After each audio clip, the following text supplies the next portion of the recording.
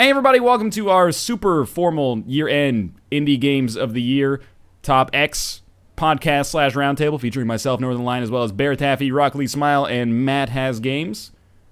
Hello. Hello. Damn it, it's not my name. Yeah, it is. All right, hi. It's your alias. My alias. Thanks to Nick. Your internet identity.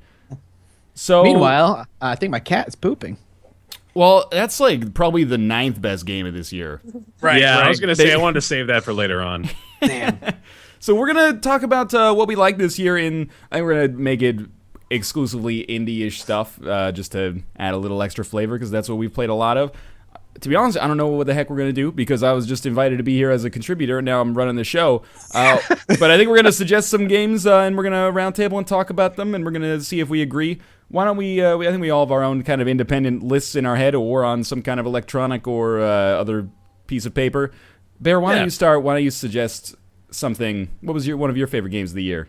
Yeah, and I figured we could try to take it in a little bit of a chronological order here. So I'm going to go back to way back in the year with Banished, which I know is one that quite a few of us had an extensive experience with. The new city builder. I think it kind of caught a lot of people off guard too, didn't it? Like it slightly came out of nowhere, and it became very popular. It was the #1 seller on Steam for quite some time. Yeah, it was that successful, actually. It was one of those games where I started playing, and I'm like, oh, this is something fun. I could definitely do this on my channel for a little while because I'm enjoying myself with it. And then all of a sudden, there was like thousands of views. I'm like, oh, this is a really popular game. I think, and it's really good. It really benefited from. I liked it a lot too. I think it benefited from SimCity being not very well received. That's true. Yeah, SimCity was timing. So it was one of those city builders that was basic. Like, I don't want to say basic, but I guess it's the right word to use. Accessible. Accessible for people who never really played city builders to really start to learn and understand and actually be good at this particular game, because it didn't require an in-depth knowledge of all these different things that something like I don't know, one of the more prominent city builders, I think Rome is a city builder out there, would require. I remember back when the whole SimCity debacle was going down. I don't know if Banished was the game that I'm thinking of here, but I know that there was a big effort given toward one particular developer that was kind of promising all the stuff that SimCity failed on. And now that I think about it more, I'm pretty sure that wasn't Banished. But I think, just like Ryan said, it kind of took the reins there, and it very much capitalized on it. It did. I think it was more of just like a fortunate timing in the release than the developers of Banished really even planning anything around that. But it certainly delivered on the elements that I think a lot of people were looking forward to with SimCity and were kind of disappointed on. How could you even if you wanted to, how would you be able to plan for that? You'd have to just see what's coming up in the AAA space and then just design an indie game in case it fails. There's just stuff like 5 just waiting in the works for like the failed releases of Dark Souls 3 and all that shit coming down the road. My favorite thing about Banished, I like it. I think there are some things that I would have liked to have been done differently, but you have to give it some credit because it was basically designed by one dude and like some contract workers or something like that. So that's pretty ridiculous that a game of that kind of magnitude came from one person, basically.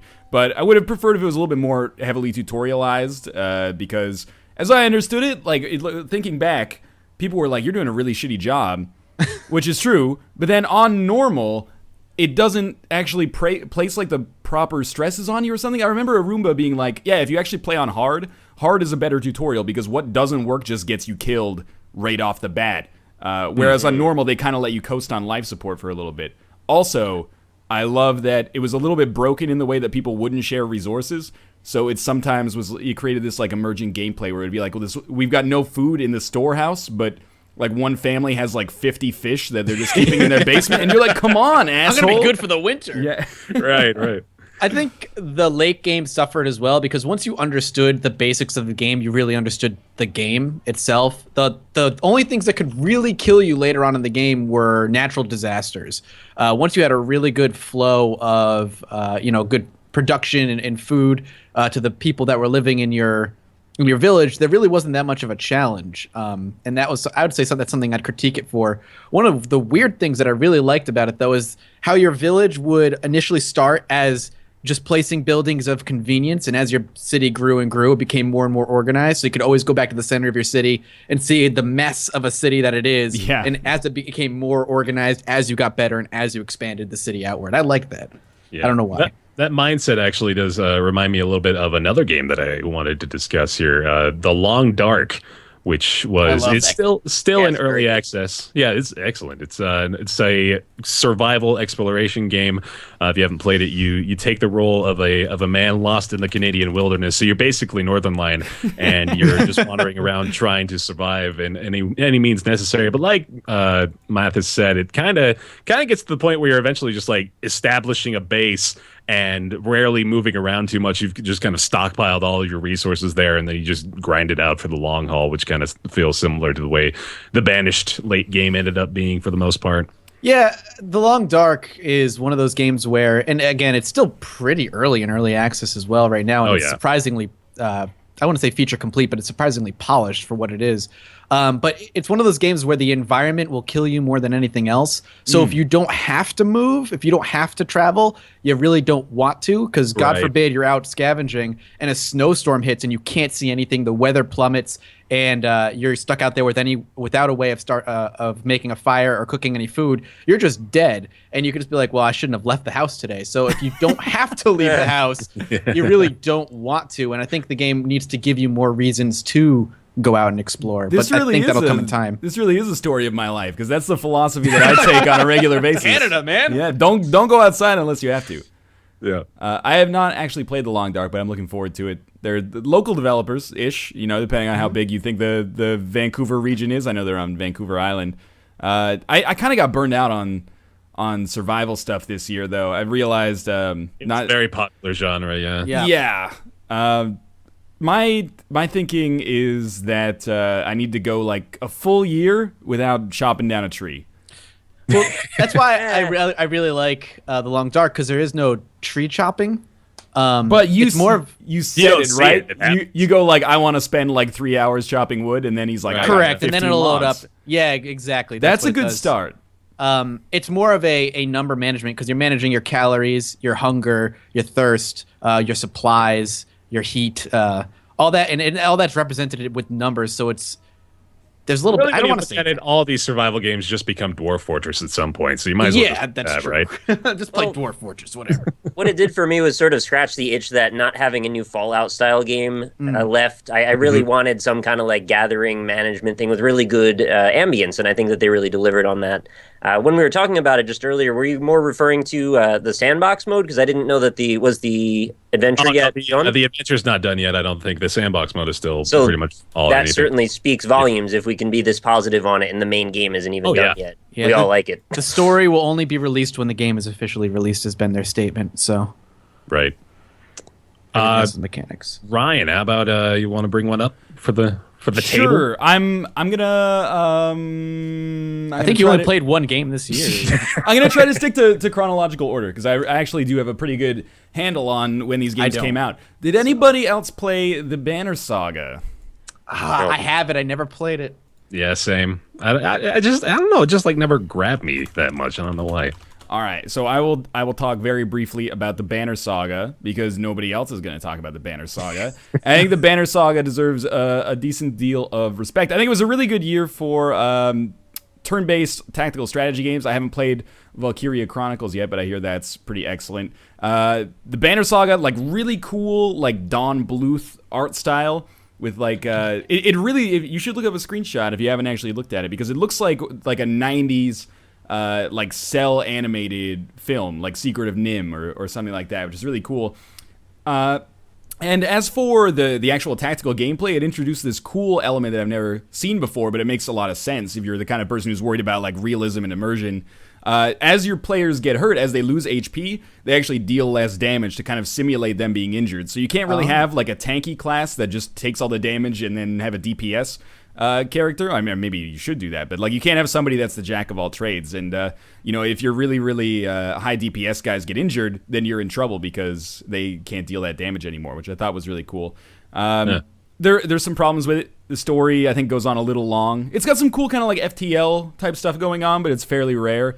And they don't bill it as an episodic game, but it's episodic. Like the Banner Saga 2 just got announced to come out next year, and it was like, people were like, I like that game. I'm glad there's a sequel. Like the ending is a total cliffhanger. Which was this a Kickstarter game? It was a Kickstarter game. That's what I thought. They made like It was either $80,000 or $400,000. That's either or, you know. A little bit of a gulf there. In those Either I'm making $10,000 a year, or I'm making $1 million. Yeah, it's the social blade. The social blade estimation for Kickstarter. $75 Oh man, or $75,000. how many people will get that one? I hope a lot. But yeah, it was good. And, you know, I would be remiss if I didn't mention Massive Chalice a little bit as well. Obviously, there's been some controversy surrounding Double Fine a little bit, but Massive Chalice was cool in its own way, and it kind of combined the same elements of the Banner Saga with eugenics, which was cool. That's still early access, isn't it? It is still in early access right now. It started an awesome argument that I was really a big fan of in my comments about social Darwinism. So I was pretty excited about that. But it's cool. I really like the idea that you can, you have to kind of like choose which fighters of yours or which class members to take out of the rotation to actually breed like new people for your army. So there's like a real sacrifice there. That's reminiscent of that Nintendo game, Fire Emblem. Yes, that's what another thing that came up in the comments is you need to play Fire Emblem, and I don't disagree. Well, I'm going to take it out of chronological order here because you're talking about turn-based games, and I'm going to bring up Xenonauts. Oh, yeah, okay. Because I don't think anybody here has played Xenonauts. I played the early access build. Yeah. Well, it officially released this year, and it's basically hard mode XCOM, I guess is the way you can play it, because I'm sure all of you played the new XCOM. I know you have, Ryan. Yeah. And Nick, have you? You mean with the newest expansion, or? Yeah, just like the new remastered made by 2K 3D XCOM. Yeah. Okay, so there's a lot of that game does really well, and I really enjoyed that game. But one of the things it did drastically differently compared to the old XCOM back from the early 90s is it puts you on a little bit more of an even playing field right from the get-go. So aliens don't get to act until you find them, and then they get this little cutscene and they get to do their thing. You know, that's how new XCOM works. In Xenonauts, it takes it back to old school XCOM style. It's a spiritual successor, they call it, where right away you feel like you are fighting an uphill battle. The war is drastically out of your favor. You'll hit the battlefield with like your 9 soldiers right at your very first battle, and you'll be lucky to walk away with 2 or 3 alive after that. The aliens can see you out of a fog of war that you can't see them. They will shoot you. Doesn't matter if you can see them or not, and just rip you apart. And it's those 2 or 3 that will survive that first battle that you'll start to cherish and really kind of nurture and make will eventually be your captains and stuff. And then that uphill battle that you're constantly fighting starts to even out, and there's a real sense of accomplishment there that I feel like the newer XCOM doesn't necessarily have. It's still kind of present in the newer XCOM, but it's that overcoming these insane odds that Xenonauts and the old XCOM did really well that Xenonauts kind of brings back. There's some things I don't like about it.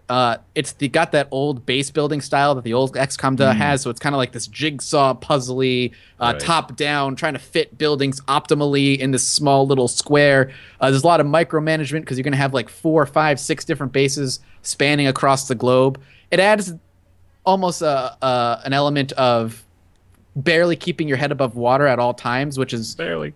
Yeah. Oh, there it is. That gotta get one in there, man. That I think it's trying to go for, but it can get a little tedious sometimes. But overall, I really enjoyed Xenonauts. Excellent. I'm going to try to take it back a little bit in the chronological fashion. One that I'm pretty sure all of us played and enjoyed thoroughly, Jazzpunk back in February. Oh, that was going to be mine, man. Oh, man. Well, here, I'll let you go take off on it then. Oh, it's all right. Let's share the spotlight. It was a fantastic adventure, first-person, irreverent comedy game. I'm not really even sure what classification to drop on it, but it has a fantastic art style. It's really funny and weird, and I don't think there's been a whole lot ever else like that that I can think of anyway. And it just came out of nowhere. I had no idea this thing was going to show up, and then bam, there it was, and I played through it very, very quickly because I just was loving every minute of it, and the laughs actually kept coming through the whole thing too, which is a little tough to sustain in most games. I mean, as far as it being a game, it's certainly one of those ones that it maybe falls more in the classification of an experience than a game, but it does have some gameplay moments. It's just more of an evolving narrative that's just kind of funny to be a part of over just like you do X and Y happens. It's almost exactly like Proteus, right? They're basically the same. Yeah, exactly the same thing. You just wander through a psychedelic field. That's it. Yeah. No, it really was. It was like one of the very few games this year, and really just like of any game that made me laugh out loud a lot. Right. Like, it was extremely funny, and of course, published by Adult Swim. Naturally, who else would publish a game like this? But yeah, it was terrific, and I'm still surprised by I find a lot of people haven't played Jazzpunk yet, and which is weird to me because it got a huge buzz. It did back when it came out, but yeah, it was hilarious. It's fantastic. Loved I wish it. it was longer. Is really the only thing. Like I loved the premise so much. I wanted to see like the story continue to go further in, and it just kind of was over. But I had a very fun time playing through that game. I definitely recommend it. I don't want to spoil too much, but I really like. I didn't finish the game, but I played through to the level where you're like in the Caribbean or you're like on a beach resort somewhere. I think that's pretty far in the game. It's most of the way through it, yeah. And then they do that gag where it has like the plane flying over the map, like they do in Indiana Jones.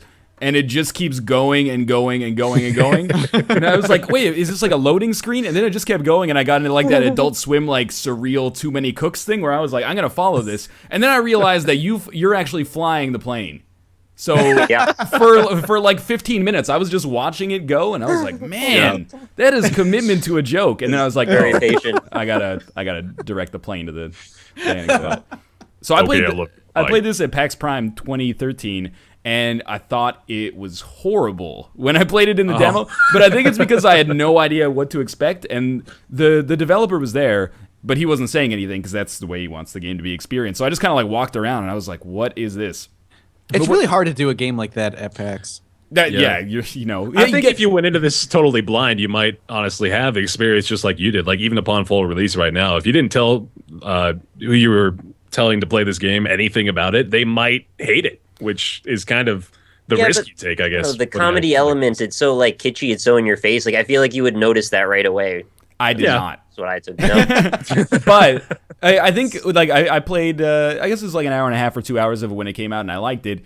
I benefited from knowing that it was kind of like, not to be reductive, but like a funny walking simulator with puzzles. Yeah. I mean, it's an adventure game, but for sure, it kind of strikes me as a little bit more of like one of those games that you experience as opposed to play, which is I'm totally fine with, but I'm into those. I'm glad that there was something the puzzle like that elements are barely there, honestly. It's mostly looking, interacting with things, seeing weird characters, experiencing the story around you. It's more about the setting and the vibe than it is about the actual game experience. And I find games like that to be fine. I know a lot of people don't. Yeah, it's a personal opinion matter. Yeah, I mean, it's gonna split that line of is it a game or is it not a game? And really, it boils down to did you enjoy your time with it? Is all that matters. And I did. Yeah. Indeed. Go ahead. No, you go ahead, man. You got it. One kind of again, I'm gonna break the time thing a lot here, but then I can't let you do it. I'm so sorry. We're still trying to keep that up. But talking more about story and experience games, and I know Ryan played this game, and this is easily one of my favorite games of the year. Was Always Sometimes Monsters. I adored that game. Was that an RPG Maker game, or am I thinking of something? It was an RPG Maker game. It was definitely, aesthetically, it's not the most beautiful looking game, but it's more about the story and the choices that you make that determine whether or not you're kind of a good person at the end of the game. I don't know. There was a lot in that game that really kind of hit home for me and made me feel kind of uncomfortable with the decisions that you make. And I really don't want to do too many spoilers because I would highly suggest anybody who's into choice-driven narrative games to please go check out Always Sometimes Monsters. But I loved it. What about you, Ryan? Yeah, I liked it a lot. I think what was really cool about it to me was when it opens and you kind of like just pick who to talk to on the balcony, and that's how you actually choose like who the main characters are in it. I thought it was really cool like that. I also like I kind of I saw this as like a cart life type game that I actually understood how to play the game mechanics of. Because in cart life, and I understand that this is the developer's intention, but I was kind of just like my soul was crushed and my guy was like starving to death and like deathly ill as a result of not eating and never making enough money, et cetera, et cetera. But it Always Sometimes Monsters is a little bit more traditionally gamey, which for me made it a little easier for the kind of ambitious narrative sort of to come across. But also some really cool like in jokes about gaming media in that at times, which are really neat. I liked it a lot. I never finished it, but I got. Oh, really? I got to Boston or wherever you go on the bus, and then I stopped, and I was like, I'm gonna come back to this, and then I just didn't. So you're about halfway through, I'd say, the game. Yeah, it's the most entertaining rent-paying simulator that I played this year. Speaking of indie RPG maker games that made you feel bad about yourself, Actual Sunlight earlier on this year. I don't know if you guys ever played that one. It was meant to. It passed me by, unfortunately. It sounds kind of very similar to Always Sometimes Monsters, actually, now that I'm thinking about it. I mean, obviously, I just kind of cracked that joke, but it does have a lot of similarities between those two. So I played it at PAX East in Boston, and I ended up sitting through the whole thing. It's only about an hour long, I think. You played the whole demo at PAX East? I did, yeah. I just sat down. It was like, well, for real, like the reason I sat down to play it was because it was one of the booths that didn't have a line around the corner for people to play the game. So I just sat down and I was like, all right, well, we'll play this. And there's nobody waiting behind me, so I just ended up, going through the whole thing. And it was it's certainly an RPG Maker game, like it felt a lot like it was just kind of it was utilizing the platform of RPG Maker for the developer to more tell a story than to actually like create a game that would be revolutionary design wise. So it was particularly interesting. It's kind of depressing, but it's the kind of thing that I think a lot of people who like to be a little bit introspective would have gotten behind. So there's a little nod to that. Didn't even actually plan on talking about it, but then I remembered that happened to be another indie RPG Maker game. So there you go. I'm gonna have to go check that out. Yeah, it's not bad.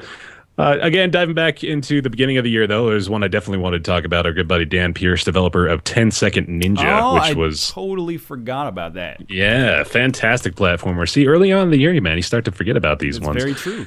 But it is given the name of the game, you'd probably figure this out. But it's a very fast-paced platformer. You play as a ninja taking on evil robot Hitler, which obviously is probably drawn up for most people.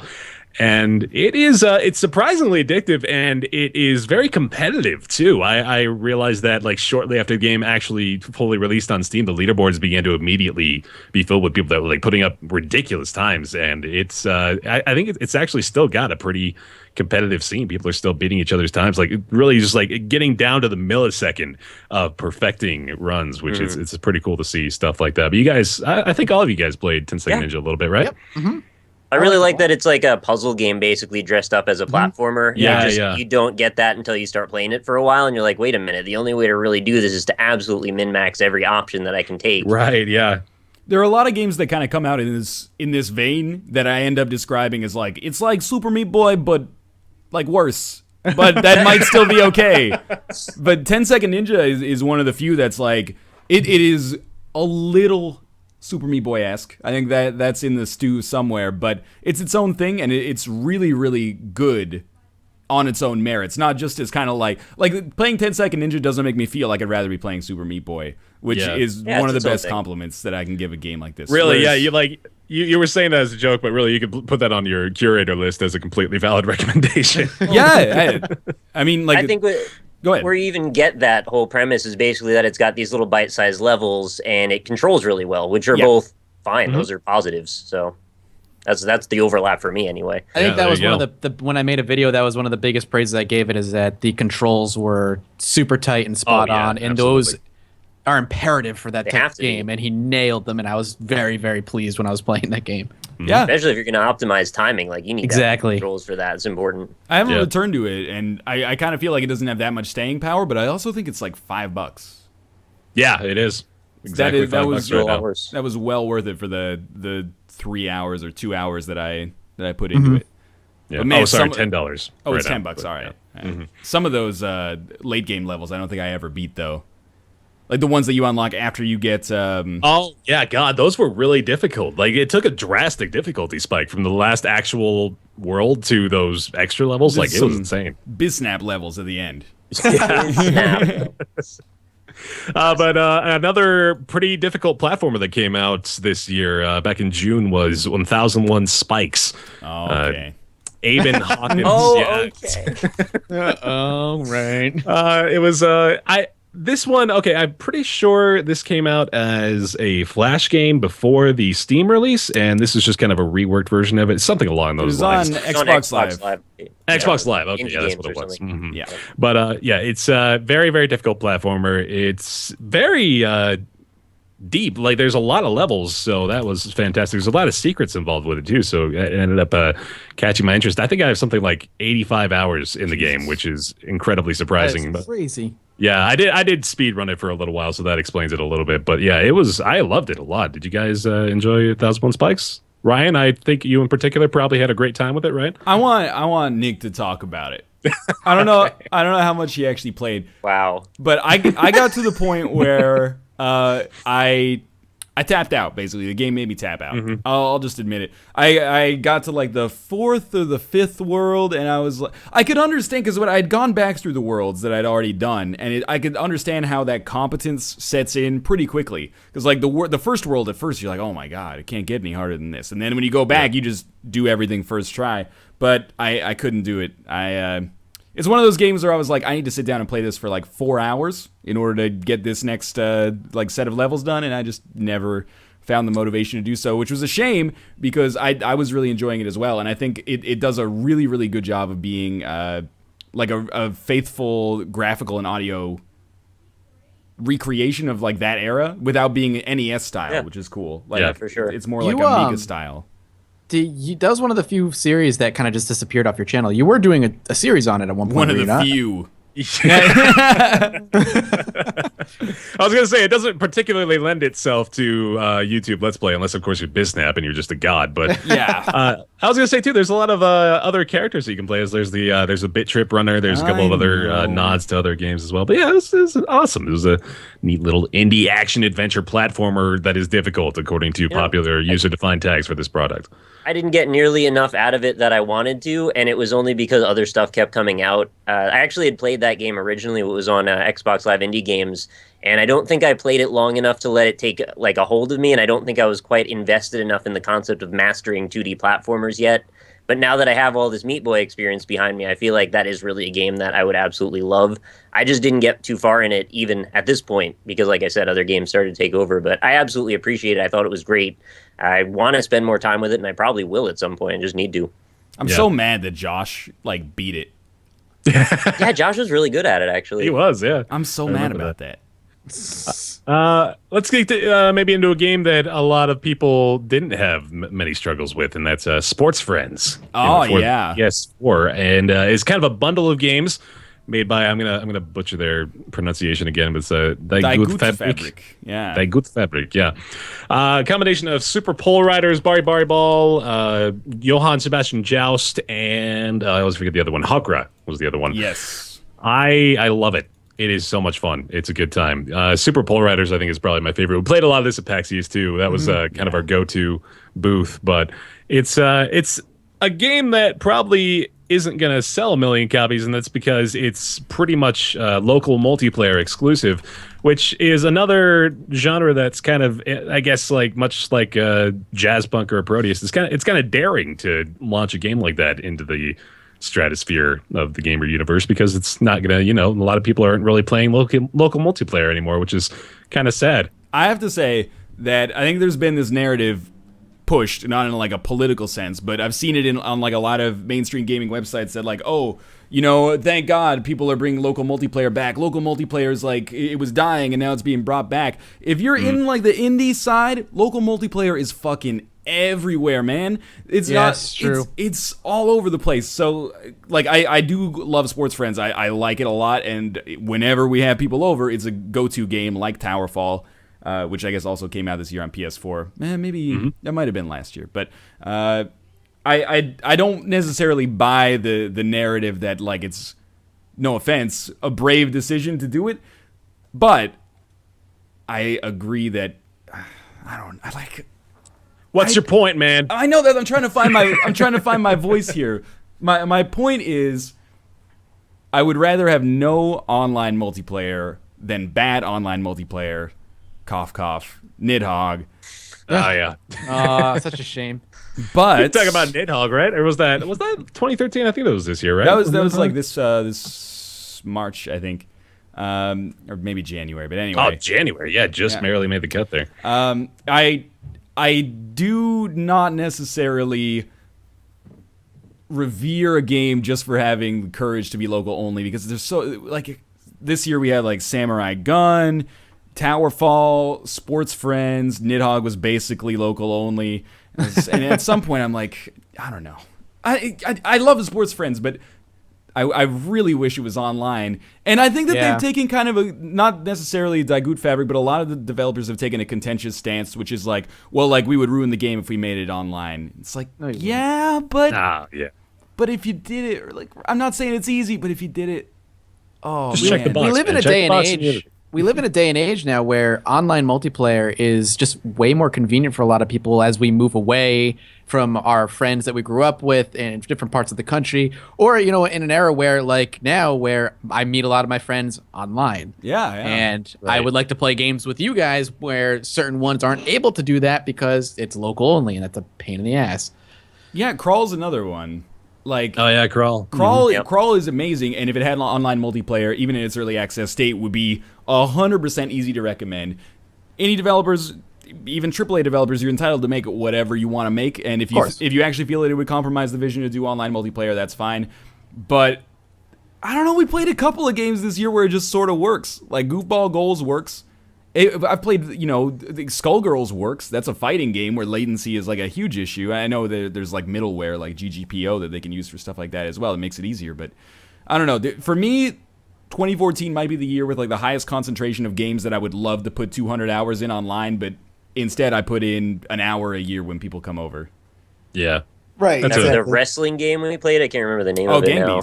Yeah. That was really fun, and I'm sad that we can't play it together because we live very far apart. I think Gang Beasts and Crawl are. I know Crawl's doing this. I think Gang Beasts is doing it, but they're pulling like we might be able to do online, but we're not going to say yet. Right. So it would be awesome if that happened. I wouldn't say I'm cautiously optimistic, more like cautiously pessimistic, but it would be cool if it did happen.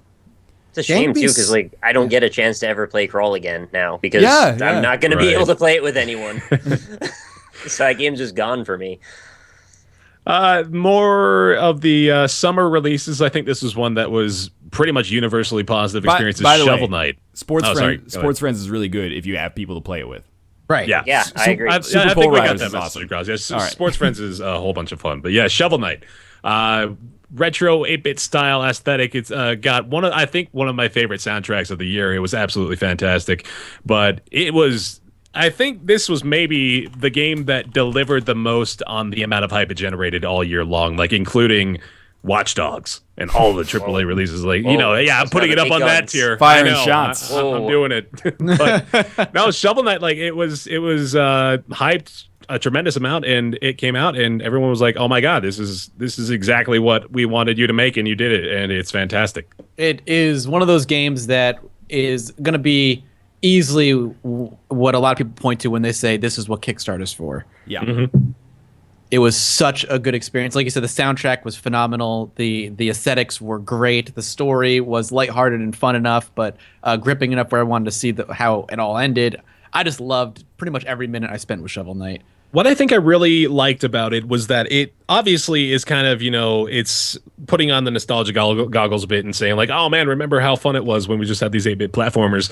But it didn't rely on that, it made a good game on its own merits that just happened to be in the 8-bit aesthetic. And I think that was really what sold me on it from the get-go.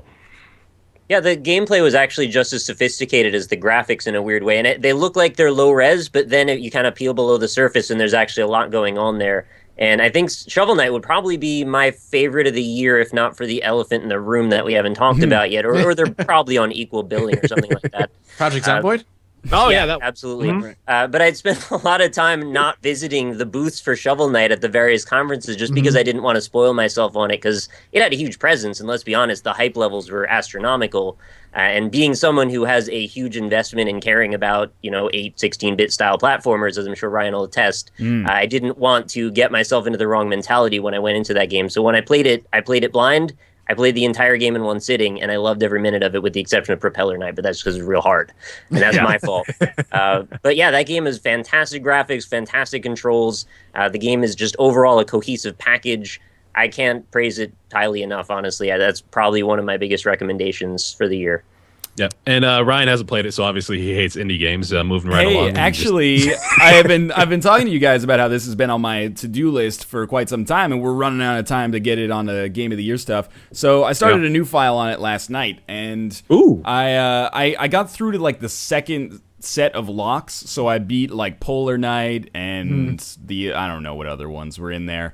But anyway, I don't know how much of the game is left. I'm enjoying it. I think I'm ruining it a little bit for myself by forcing myself to play it, because I find myself just kind of being like, oh, I'm just gonna, like grind this out. Like I'm not breaking putting in your due diligence for it, right? Right, yeah. Like I'm doing homework sort of. Like I'm not breaking any of the checkpoints and like rolling the dice on that. And I'm very, very rarely going back to the towns to do stuff. But I'm enjoying it, and yeah, like visually it is awesome, and the soundtrack is amazing, and it's got kind of a touching story going along with it as well. I like it. I like it a lot. I kind of wish that I played it more when it came out, because now I'm doing it to do it. It feels like an assignment, but it's a nice assignment as opposed to some other stuff. Yeah, it's like your phys ed homework, right? As opposed to your phys ed homework. Yeah. Hey man, I totally did 15 push-ups last night, teacher. You're gonna see your calorie band. You had those, right? You had the freaking sheets you had to take home, and you had to check off all your exercises you did that night. We did not have one? that. Wow. You didn't have that? No. Oh man, I lived in a weird grade school then. I guess quite the honor system you got there. Yeah, I mean, like we had that, and we had like to go home and read for 30 minutes, which I think is probably the more common one. But yeah. Anyway, another summer release that I don't know if we even have a lot to discuss about it, but I'd be remiss if I didn't at least mention it. July of this year, Mount Your Friends, one of my favorite new multiplayer experiences, which is kind of a good example of one that probably would have suffered a bit from the local multiplayer aspect. 100%. It would have fallen into that category, and we probably would never be talking about it again, unfortunately, because it's a good game, for sure. Yeah. The thing that burns me up about this, and it burns me up about I Am Bread as well, is that a lot of people, they have prejudice against the game based on the people that play it, if that makes sense. Yeah, I got So, like, this and I Am Bread, and Mount Your Friends in its current state is better than I Am Bread in its current state. But they get a bad rap because it's considered YouTube bait. But Mount Your Friends is like really mechanically solid and fun, and a surprisingly engaging multiplayer experience as well. Like it's surprisingly competitive and tense. Right, yeah. And I feel like if you just look at the marketing material and you're like, oh, the game's funny because there's like, sweaty men climbing on one another, then you're kind of missing the point. And I mean, that's it's not the sweating men, it's the flopping dongs. Well, the dongs are a big real part of it. But it's not like a joke of a game. It's like a really mechanically sound. It's a joke on top of a game. Exactly. Yeah. The game is not a joke. The game is actually fun with a joke kind of wrapped around it. It's one of those games I have not played yet. So you haven't played Mount Your Friends. I haven't. I've never played it. It's a fun one of those time, things man. I want to play with people, not play by myself. By yourself, I think it's actually quite boring. I would imagine it is. I mean, no offense to Steger, who might be watching this video, but by myself, I usually, at least when I played it in its earliest iteration that actually came out on Steam, by the time I got to like the point where I was dying on a solo run, I wish that I had died earlier, because I don't want to climb my own tower for like 30 minutes and then I'm in 3,000th on the leaderboards. But it's a little bit, it's been tweaked to be faster, I think. But don't write this off just because PewDiePie played it. I don't want to touch that. This is a game that has good mechanical strengths as well. It's fun. Play with some friends. You'll have a fantastic time. Pretty much guarantee it. Yeah. Awesome. Another one that we highly recommend playing with friends. Pretty much you have to play with friends. Lethal League came out in August this year. Yep. Really good. Another one that is extremely competitive. I mean, this one you'd think a little bit more that that's going to be a competitive game, but it has it's got a pretty big community still around it too. A lot of people online. Anytime you hop online in this game, you got plenty of people to play against. But it's kind of a mix of I'm gonna forget what it was now. If anybody remembers what it was, it's like a Super Smash Brothers with bats, right? That's basically what we got here. Well, it's like bit of violent fun in there. dodgeball. Yeah, violent there you go. dodgeball. It's perfect with baseball bats. Lethal League, the online mostly works. I was going to say, I have had success with it 80% of the time. Yeah, Every that's once in fair. a while, I'll get a match that just seems to stutter and then drop, or we'll get matched up and then it just won't. Nothing will happen. But Yeah, that most of the that's- time, it happens. It works. But hey, when I- it works fine, it works perfectly. Pretty does. much. Yeah, When actually, it doesn't, that was just- you have to quit. That was what I was just gonna say. Like, if the biggest complaint I have is that occasionally it will crash, then yeah, that's pretty good praise for it. It is a really good multiplayer experience, but again, yeah, that's one that you definitely got to have some buddies with to fully enjoy. I don't mean to shit on Lethal League, which I think is a good game and definitely worth buying. But I think Lethal League is kind of like a textbook example of a game that gets undue or disproportional praise because it is one of the few games of this type that actually has online netcode that actually works. And I don't want to beat that drum continuously, but I'm not like saying these indie developers are selfish or lazy. It's just disappointing that there's if Lethal League were not the only game like this that actually worked online, we would be playing like a lot of Sports Friends and Nidhogg and Samurai Gun, Towerfall on our streams and stuff. It's, it just is what it is. But I think Lethal League gets a disproportionate amount of attention for actually working, and it deserves it, I guess, because it's one of the few that actually does. But it's also fun in its own rights as well. Yeah. So you hear that, indie devs? You are the reason why Goofball Goals is still a prominent part of the NLSS. Goofball Goals has its own meta, and it's freaking fantastic. I feel like the netcode for Goofball Goals, like I can't even cite that as an example. I'm amazed that it just works considering how janky like the UI and stuff is. But I feel like because it's not very fast paced, even if we had like a full second delay, it would still work totally fine for the most part. I think the rule of thumb is the simpler the menu, the better the netcode works, right? That's just kind of the gist of it. I can't even believe we're talking about Goofball Goals on like our favorite games. That game came out of nowhere, and it's freaking fun. I don't even know. Did it even come out in 2014? There's videos from That's when I became aware of it. That's when I knew it existed. And I don't mean to antagonize developers with this because I understand. Well, I don't understand the intricacies, but I understand it's difficult to do it. It's costly, too. Yeah. That being said, games where the online works, Lethal League, Sports Friends, stuff like that, or not Sports Friends. Sorry, Speedrunners is what I meant to say. Those games they're getting more attention basically by having that feature, I think. So. It's not to say that Lethal League is necessarily a better game than Sports Friends, but it's a lot easier to play if you don't, live in a college dorm, basically. Hey, before we go on, can I bring one up too? Yeah. Yeah, absolutely. Sure. I want to talk about Fract OSC. Oh, yeah. I had a feeling. I didn't know if any of you guys have actually played it at all. No, I remember watching you play it, though. Mathas and I solved some puzzles working together. Yeah, Oh, that's cute. we were both working on getting our video up and ready for it, and there was just a couple of parts where we had figured out the puzzle on our own, so we just swapped intelligence. Yeah. It's sort of a bonding moment when that happens. It's kind of what we did with Dark Souls as well. Yeah. Or Dark Souls 2. So the thing with Fract is I initially became aware of this game back when it was like 2012 or so, when there was just this really basic prototype of the thing. And it kind of looked like one of those like crazy fractal folders you'd get in high school from like 1995, overlaid with like a Myst-style puzzle system to it. It was one of the first videos I made for Indie Impressions, actually, back all that time ago. Wow. And I had followed the game through its development. I always thought it was so interesting. There'd be these new screenshots, and it didn't even look like the same thing anymore. By the time the thing finally came out, it wasn't at all the same experience. What we ended up getting at the final bit of the development process was like a walk-through abstract music experience, which is not what I was necessarily expecting, but it actually came out even better, I think. It's got these crazy Tron-style visuals. It's kind of a sandbox in that you can approach puzzles in any way you want. Yeah. There's a whole non-linear exploration scheme to the whole thing, and it's just really beautiful and doesn't really look like much anything else I've ever seen. So in that respect, I have to definitely give it, my hats off, because I really, really thought the visuals and the audio worked well together and just made an experience that are pretty much unlike anything else. And the puzzles are also pretty challenging as well as you get further into them. And I appreciate that there's various ways you can go. So if you get stuck, you go kind of like, hey, let's just go towards the green side now instead of the pink side. And, right. Eventually find your way through all of them.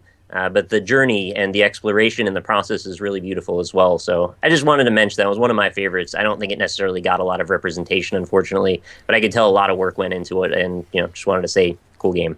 Yeah, I enjoyed my time with it. I didn't beat it, unfortunately, but I did spend a couple of hours with it. And what I played, I really enjoyed, and I thought it was a really cool experience. So I'm with you there. Of all, it's got a cool look to it too. It does. Of all the Nick games I played this year, this is one of the ones that was, I would say, most accessible to a non-Nick game player for the most part. Yeah, well, that and Jazzpunk probably, right? Yes, this is they have a little bit more kind of a traditional type thing going on. There's a game element to it, and I'm not one of those guys who's like, oh, it's not a game. But there's way more game in Frack than there is in Jazzpunk. Also true, yeah. I mean, the puzzles they're on screen. Yeah, I thought it was pretty good. I didn't finish it because those games have a tendency to give me motion sickness, and this one did. Yes, you might expect. But it was. I had a decent time with it. Not my kind of thing, but I know a lot of people, including yourself, really, really enjoyed it, and it tickled that kind of fancy that doesn't necessarily get kind of the attention that you might feel it deserves. This is one of the least Nick games of the year, or one of the best Nick games of the year for a non-Nick game player. If this is a wins category, it would be it would be best Nick game, best Nick game if you're not Nick. Like, I'm aware that there's a limit, right? Like, that not everybody's into those kind of games, and I think that those are the accessible ones. Those are the ones that welcome you in, that are not necessarily like confronting you with explosions of psychedelic insanity. Right. Like, it is psychedelic, but not in that way. It's there because it's part of the thematic experience. It fits the art style. It's not trying to confront you with something. It's just the way it is. And it's puzzle based. So, right. you're never at a loss. One of the things I have trouble with these games is like, what am I supposed to be doing? And most of the time I kind of feel like the game's like, you're not supposed to be doing anything, man. Just let it happen, right? Proteus. Exactly. Keeping you down. This is a bit more. Well, it's a lot more gamey than Proteus. So even if you're not into that kind of like psychedelic stuff, and I don't know, if you are, you should appreciate the kind Proteus of architecture. Had a message, though. Proteus had a message. I don't think anybody even realizes it. Proteus was one of my top 10 games of that year. Fantastic. Good for you. I appreciate it. I like Proteus a whole bunch. I have nothing against Proteus, but after I played about 45 minutes of it, I was like, can't do it. Just like, did you finish it? I don't know. I got to the end of several seasons. There's an end though. I drifted away. I met some. I couldn't get around just chasing bunnies all the time. Yeah, there were some bunnies involved. I don't know. It relaxed the hell out of me. That's why I played it. It just was nice and relaxing. All right, another summer release. Yeah, good. I was gonna try to take the route of another musical release in the form of Crypt of the Necrodancer, which is still in early access, but is getting overwhelmingly positive reception, of course, and so deserved. Did you guys play a lot of Necrodancer? Have you played a lot of Necrodancer? I did 12 episodes of Necrodancer. There you go. Why 12? I have not played it. Available at the time. Yeah. But it's got a fantastic Danny Baranowski soundtrack. You may know him from the original score of The Binding of Isaac. And I really enjoyed it. It's actually still getting a lot of huge updates. There's an entire new zone in the works that he's going to release at some point. Nice. I have, you bring up the game, put the music immediately back in my head. The shopkeeper music is so good when the shopkeeper really joins in. I don't know. Brian, did you, even though you didn't play much of it, did you get a lot of Crypt of the Necrodancer at your house? Yeah. Kate was part of the charity Necrothon. So for 2 weeks, the developers from Brace Yourself Games, they're Vancouver locals, so they gave us one of the Crypt of the Necrodancer dance pads so Kate could compete in the tournament. So she played probably 6 to 7 hours a day for 2 weeks. So oh my God. This is it's unfortunate because this is my kind of game. One of the reasons I've kind of stayed away from it is because it's difficult to talk about it and play it at the same time because of the fact that it's rhythm based. But I'm sick of it, and I have by secondhand sick of it. I really when it comes out and it's full release, I'll probably return to it. But I really do need kind of a refractory period where I can be because I'm so sick of it. Like even it brings up almost like PTSD for me when I see the dance pad. I'm like, Oh my god, I know exactly what you mean. Every streamer on my follow list was playing that game, and I was watching all of the streams, so the music just got so ingrained into my mind. You bring up the game, and I just hear I'm like, yeah. Yeah. And I never even played it myself, but I still kind of know what you mean. Like I just kind of need to wait. Yeah, for sure. Kate really likes it, and I watched her play a lot of it, and the game looks super good, and the soundtrack is amazing. The mechanics are cool. I will play it at some point. I just need some time because it was seriously like I almost felt like I was married to the developer for a while. Where it's just like 100 hours over the course of like 3 weeks, constant like click clacking from the living room, and it wasn't hard. Frustration. I wasn't being tortured, but it made me not want to play it for a while. She was determined, man. She really wanted to play. She doing well, was too. Yeah. She's a lot better at it than I am. Yeah, I agree. Moving forward, so I'm getting kind of into the tail end of the year here. We're getting into the fall and winter releases. Were there any that I might have missed earlier on? You guys wanted to bring up or no? I would mention, and I don't know if this is contentious to mention, but it's not out yet. But I've been playing it since September. Cavern Kings, a game that I really like quite a bit. It's if you're not familiar with it, anybody listening, it's sort of a roguelike picture. I guess Super Crate Box meets Spelunky, only minus the adventuring moments. So it's a very fast-paced game with power-ups and also a little bit of Risk of Rain in there as well. So it's always trying to get yourself as powerful as possible when you fight a boss at the end of however X meters below the ground you get, then you progress further and further, and it goes on forever until you die. But it's a game that I found very, very addictive and still being put together. There's still a lot of stuff that's coming together, but I've had a lot of time with it, and I still love playing it. So hopefully it does make some big waves when it comes out. I actually meant to check that out because I watched you play it, Nick, and it looks pretty damn good. So it plays very well. Hoping to jump on it. Was Mercenary Kings this year? Yes. Mm-hmm. I liked Mercenary Kings. Came out in play? like February or something like that. Mercenary Kings, I played a few hours of it. Visually, it looks so good. Yeah. It's reminiscent of that other old Metal game. Slug. Yes, Metal Slug. Yeah, Metal Slug. But it's deceptively like Metal Slug because it's freaking Monster Hunter is what it is. I got my problem with the game was that I got really ground down after a couple of hours of just going back into the same maps and doing like the same objectives of That's where the Monster Hunter comes in. It's exactly the same problem that I have with Monster Hunter, which it's a grind game for gear is what it is, and I didn't know that right away, and it took me by surprise. It eventually grew on me because I kind of enjoy Monster Hunter a lot. But it's very deceptive. It doesn't look like a Monster Hunter grindy game, but that's exactly what it is. You go out, you do the same missions over and over and over again for better gear, better loot, and then you can modify your weapons to be better so you can do harder missions and get better stuff. I'm much more of a, when it comes to like side-scrolling action games, I'm much more of like a Contra type guy, which is what I or Metal Slug, which is what I kind of thought this would end up being, especially given the visual reminiscence. Not that they're beholden to make it like Metal Slug because it looks like Metal Slug, but yeah, by the time I got around to like the fourth mission of like rescue 7 POWs on the same map, I was like, mechanically, it just wasn't interesting enough for me to overcome the fact that the objectives were repetitive. It's really, really fun when you play it multiplayer. Yes, also online multiplayer that works. Yes, correct. And it was free on PS Plus, and I don't think it's bad. I just don't think it's incredible. I think it's cool. It's the kind of reminds me a little bit of like Left 4 Dead in that you could get a couple of friends together and play this and just be like, yeah, we're just having a good time playing video games. Yep. I probably wouldn't play it by myself, but together with people, I had a really fun time with it. So it's another one of those, I guess. Another one I'd be remiss to have missed out on the opportunity for you guys probably to talk about. Well, I don't know, actually. In this group, who has played Transistor from the creators of Bastion? I played it, haven't beaten it, though. I did beat it. You did beat it? In 2 sittings, yes. Ooh. That's high praise, maybe? Did you beat it, Bear?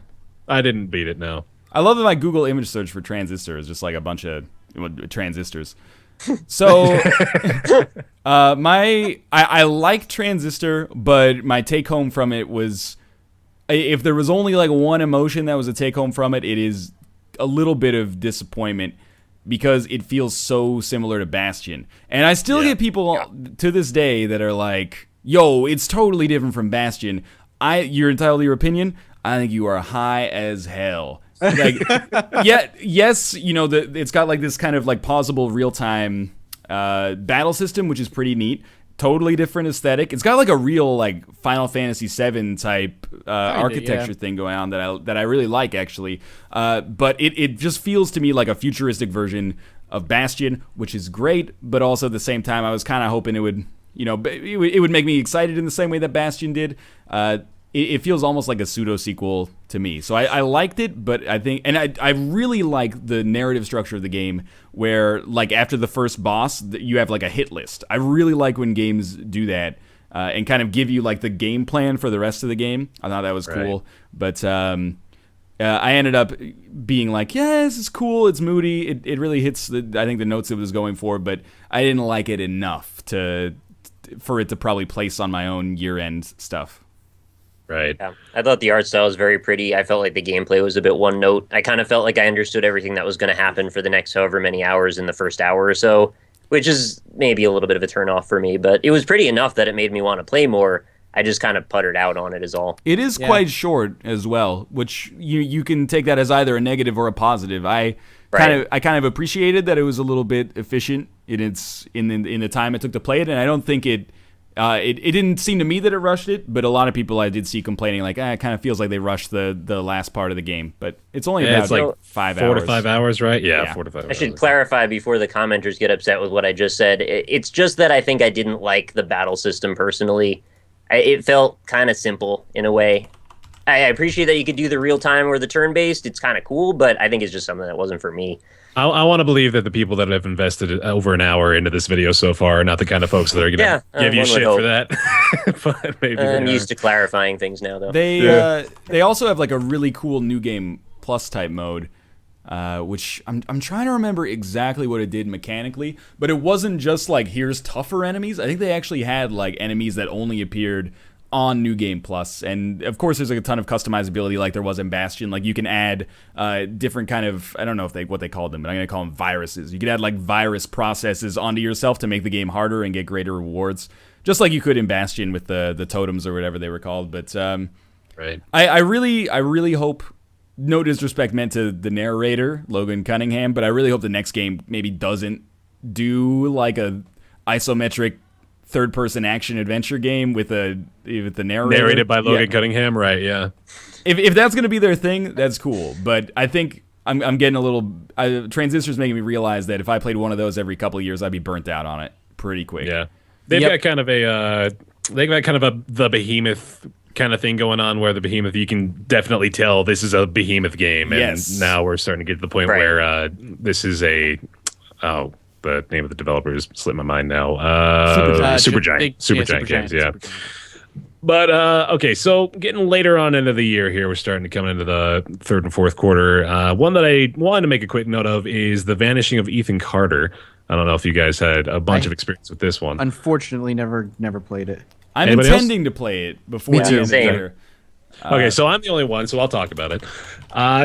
Ethan Carter, I think, well, first of all, I want to say that this was one of the most absolutely beautiful games I played all year. And you guys can probably tell, too, just like looking at screenshots, looking at videos of it, it's stunningly gorgeous. And it's an indie game, which blew my mind. Like, I think this is better looking than any game I played. But it's not exactly revolutionary gameplay-wise or anything like that. But I really enjoyed the detective aspect of things. They kind of took a different approach to the detective work, which I thought worked out really well. And the story itself is an exceptional story. I think that was probably the strongest point of the game, and that's saying something considering how much I just gushed over the graphics. But I think the story of this game was something that really set it apart. I enjoyed it quite a bit, and I think you guys probably will too. But if you guys... The reason I want to play this is because a few times every year, I want to play something that's kind of like quiet and slow, and previously what I'd been using for that is Telltale stuff. And in kind of like a counterintuitive way, Telltale put out so much stuff this year that I'm like, I can't keep up with that. So I'm gravitating towards the vanishing of Ethan Carter because it's been critically well regarded, and also it's standalone. So I don't feel like there's a lot of pressure like there is with other episodic games where like, man, I could sit down and play like episode 1 of The Wolf Among Us, but then I got to put in like 8 hours at some other point. I kind of appreciate that it's like this is a self-contained story. I heard it was like 4 to 5 hours long or something. Yeah, like that. I finished it in one stream. So yeah, and then I'll That's then cool. I can just be like that's fine. there you go. All right, I think we're getting closer to the elephant in the room. Here. I want to bring up I I want to bring up one from late spring that I think we you missed, go. but I think we all played and is a little contentious. But Uh-oh. I definitely in my year-end coverage, Gods Will Be Watching is going to Oh, factor in some ways. I think I might have subconsciously left that off my list. Okay, so Gods Will Be Watching is it's a game that a lot of people hate, like a lot. Wow. There's actually been a pretty, I wouldn't say violent, but extreme reaction to the game, mainly due to the fact I think that you can have really negative consequences that are determined by probability or random chance, basically. Right. Yeah, that'd be my biggest complaint about the game. Well, yeah, you Sorry. guys go ahead because I think I'll be a slightly dissenting opinion. Okay. Well, first of all, I should say I didn't really have a terrific experience with it. I can appreciate what it brought to the table. I like the difficulty level. I'm not like angry about it being so hard because I got to the point. I'm hoping I'm not spoiling too much, but there is a mission. Actually, you know what? No, yeah, I can't talk about that. But but there's just some instances where it just kind of feels like you're kind of forced to do some stuff that you really wouldn't like to do. But it was exceptionally difficult. I ended up getting through the 4th mission on my first try, which was remarkable by any stretch of the As imagination. the desert mission. Yeah, Yeah. I got that. I got one try on that. I was blown away because everyone was telling me like, get ready to spend 3 days trying to get through this shit. But I got to the point where at the end, I just kind of felt like I'd put a lot of investment into this, and the softening of the blow at the end there was just kind of a letdown for me. I think the mixed opinion is probably the best description of my experience with Gods Will Be Watching, because I can appreciate it for what it was, but it wasn't really something that stood out to me as one of my favorite experiences of the year. I would be in the group where I would say I'm probably slightly more positive about the game. The aspect that I think a lot of people didn't like is that you can fail due to the game, just the probability built into the game. Yeah. Yeah, like, and that I wouldn't call that good game design, because you could put in a lot of effort into this one level and then the game just screws you because that's just how the dice rolled. That ripping away power from the player and just saying you lose does not a good game make. I have to point out that the screenshot that I put up on screen for this is really great. It's like the level where you're in kind of like the frozen planet, and Sergeant Burden says, "Pull yourself together. Marvin's death will allow us all to live." But he's just surrounded by dead bodies. It's just that really is that's an all-encompassing it's just image him. Gods Will Be Watching. He's like screaming at himself. He's like, Slapping himself. Pull yourself together, you it's just bastard. it's him and like the deactivated robot, and then just like corpses surrounding him. That's really good. So, So were there any others? wait, hey, I want He's not done. I want to Oh, defend. my bad. I want to defend Gods Will Be Watching somewhat. I didn't think we were going to give that any floor, but all right, there you go. I don't want to say anything as condescending as like, hey man, that's what real life's like. You know, you could have an 80% chance of success and then something could backfire, because that's a bullshit attitude to take. My main problem with the game is a combination of the fact that you can fail a mission due to probability and no fault of your own, and there's no like mid-chapter save points. And some of these missions are like an hour long, sometimes even close to more than that.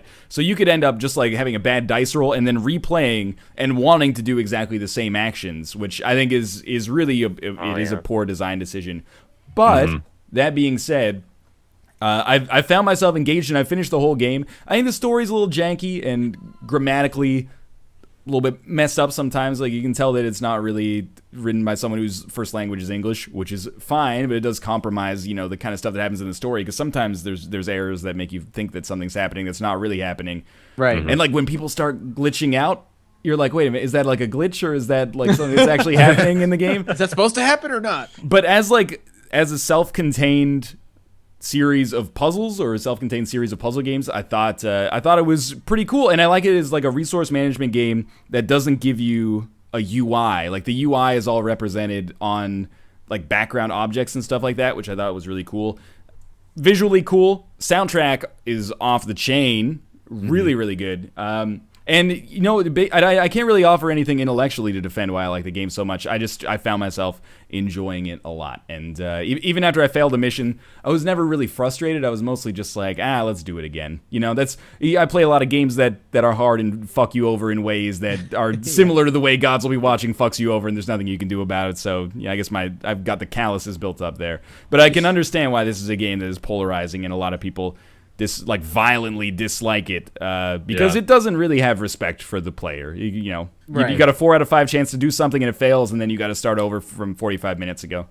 I just remember my first time booting the game up, I didn't understand it was turn-based, and I thought it was all happening in real time, and I was panicking the whole time. I'm like, how am I supposed to do all of this? And in response to like some of these criticisms, they put it in a narrative mode, which is basically just like easy mode. But I don't actually think the story is strong good enough to warrant it. Yeah. Like if you're just gonna play it through to experience the story, I honestly don't think it's necessarily worth it. But I actually like it on a mechanical level enough to recommend it and look back fondly upon it. Yeah. I wonder if it'll spawn other games of a similar nature, because I thought when I found the LD version of it, and that's all I'd gotten to play, which is why I wasn't really commenting on that, I just really liked the idea. I liked the way it came together. I liked the visual feedback. I liked the management style to it. And the consequences are very dire when you screw up, and I like that that's a thing that's reinforced. But as you mentioned, it does sound very frustrating, though, to have to replay a large section of the game just because the game decided you did something wrong you didn't do. It can be. Yeah. So, yeah, that seeing people react to that is what kind of made me not pursue the full game, even though I like the original.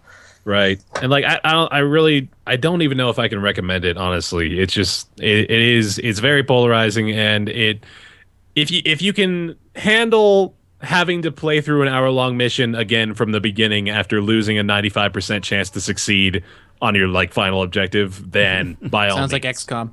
Yeah, a little like bit. Dude, even Isaac has that happen. You're gonna hit this enemy, 95% chance, and then he just shoots into the sky. It's like, well, that's how you're gonna miss. The thing that makes it the thing I think that made it palatable to do it over again is that it's not. If you tackle it like from a cold, calculated puzzle game standpoint, as if you were just looking at like a series of math equations, I think you'll be like, oh, I was 80% of the way through solving that equation. That's bullshit that I have to do it again.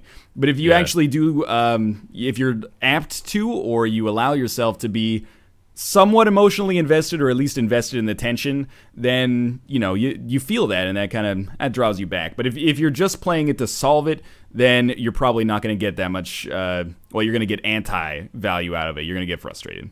Yeah, that actually does speak volumes to me, because I got to the point where I was on the final mission, and I got a lot of shit for this too, because I was just skipping through it because I had played through it like just the final mission. I think I played through it like a dozen times. And it was just, I was so tired of it. I was just like, please, just fucking, I don't give a shit anymore. Just let me get to the end of this process.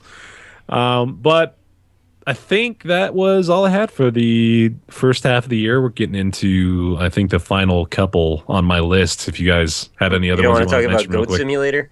I didn't really want to talk about Goat Simulator, no. All right, then we don't have to. Anybody got anything to say about Goat Sim? I shit all over that game, and I got yelled at for it from commenters. So I liked it. I thought it was goofy, irreverent, and just a silly, fun time, and kind of reinforced the fact that games don't have to be anything that they don't have to be. They don't have to work.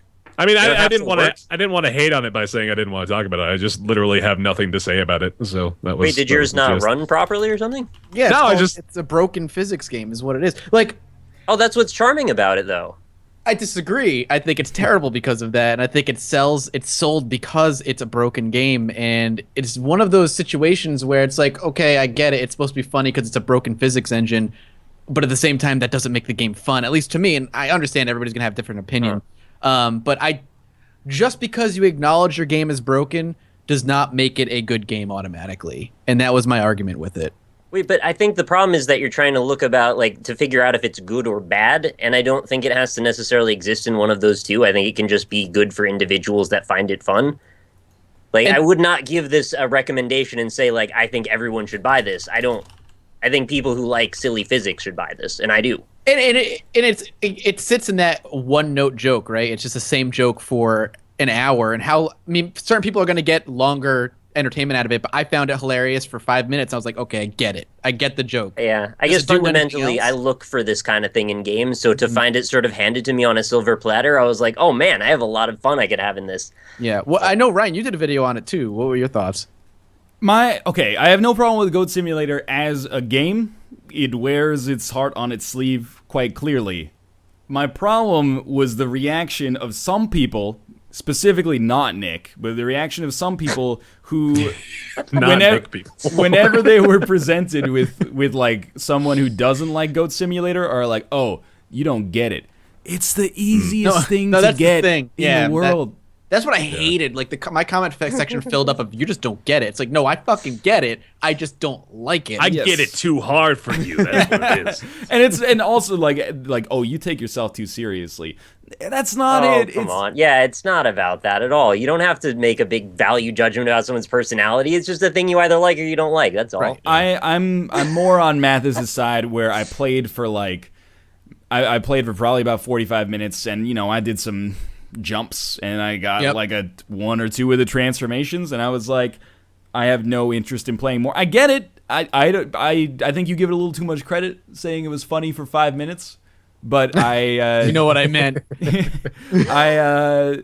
It's by the time I had played like 2 minutes of it, I was like, this is a game that I am not gonna like. And they've supported the crap out of it though. There's like a new area and like an MMO mode now. Yeah, I don't even know what that is. I have actually heard that the MMO mode makes it a little bit more interesting, but I'm content to let Goat Simulator attract the audience that Goat Simulator has already attracted, and I'm aware that it is just not for me. And to the company's credit, they sent me a message after my video went up, and they're like, "Hey, sorry that Goat Simulator is not your thing, but we get it." And that's cool. I hope that more. It doesn't seem like people are so emotionally invested one way or the other in Goat Simulator right now, anyway. So yeah, I think that has a lot less polarization than something like Gods Will Be Watching. Sure. Yeah.